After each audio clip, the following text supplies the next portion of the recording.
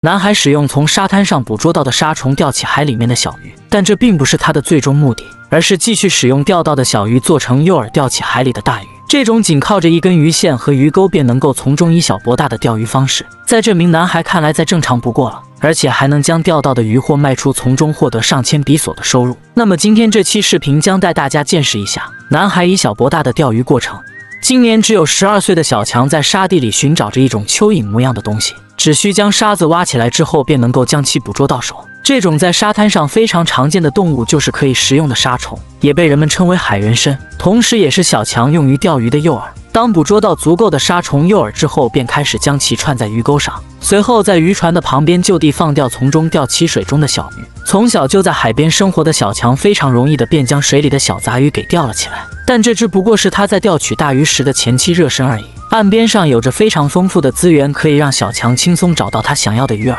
此刻刚把作为鱼饵的沙虫放下去，在不到3秒钟的时间里，马上有一条小鱼咬了钩，鱼货上钩的速度简直快得出奇。然而小强为了将捕捉到的小杂鱼作为鱼饵去钓取大鱼，他必须先花费一点时间钓起足够多的数量。此时聪明的小强仅靠着几条沙虫就已经钓到了10几条小鱼，这种以小鱼博取大鱼的钓鱼方式被他发挥到了淋漓尽致。这些便是接下来用于钓起大鱼的鱼饵。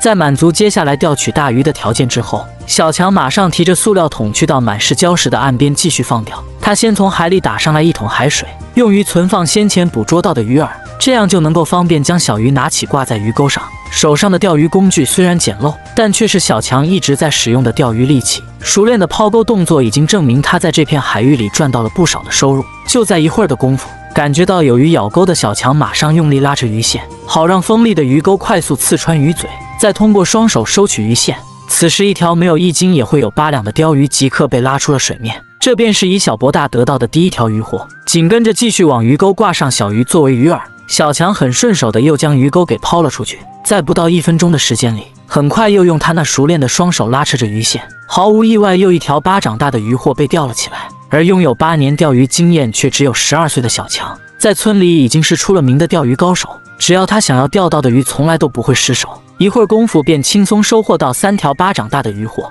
然而就在此时，并不满足于只钓些小鱼小虾的小强，为了钓到体型更大的海鲜，他立刻更换了一卷更加粗壮的鱼线，也需要使用一只大号的鱼钩。而此时将刚钓起来的1条巴掌大的鱼货作为鱼饵挂在了鱼钩上，越是新鲜生猛的鱼饵就越能钓到体型更大的海鲜。这种以小博大的钓鱼过程，只有小强才能有如此魄力做得出来。因此想要有更多的收获，就必须做到以单车变摩托的方法钓鱼。要是换做其他同龄人，根本就不可能知道还可以有如此神之操作，而且就算在岸边也能将1条1斤多的东星斑给钓到手。此时在刚把另一根鱼线抛投到海里，隔壁使用了巴掌大鱼饵的钓钩马上便有了动静。小强立刻丢下钓鱼工具，快步跑过去拉扯已经上钩的海鲜，迅速收起10几米长的鱼线。从已经绷得笔直的鱼线上可以看出，还在水下的海鲜体型应该有一定的分量。随着鱼货被快速拉出水面，小强果然还是换来了一条长达半米且有着5、6斤重，就连小编也叫不出名字的大鱼。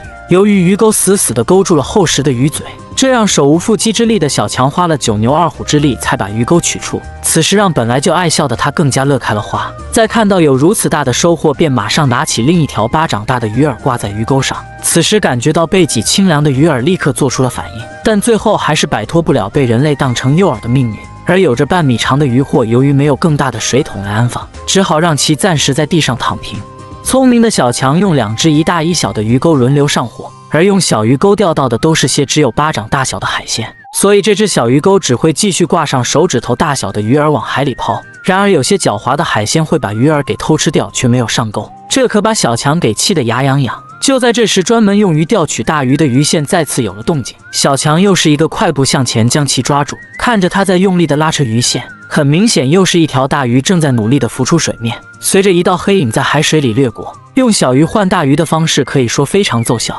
而这条鱼货的体型起码得有个4、5斤重，以小博大的钓鱼方式让小强从此走上了人生巅峰。此刻他心满意足地收起鱼线，准备回家。一个早上仅靠着简易的钓鱼工具，并且在没有付出任何成本的情况下，便把2条大鱼给搞到手，还真是后生可畏啊！随后拿起20斤左右的鱼货，踏上了变现之路。通过称重2条大鱼的重量就已经差不多去到6000克，加上一些小鱼小虾，小强今天早上一共收入了1000比索。靠着以小博大的钓鱼方式，这可比外出打工强多了。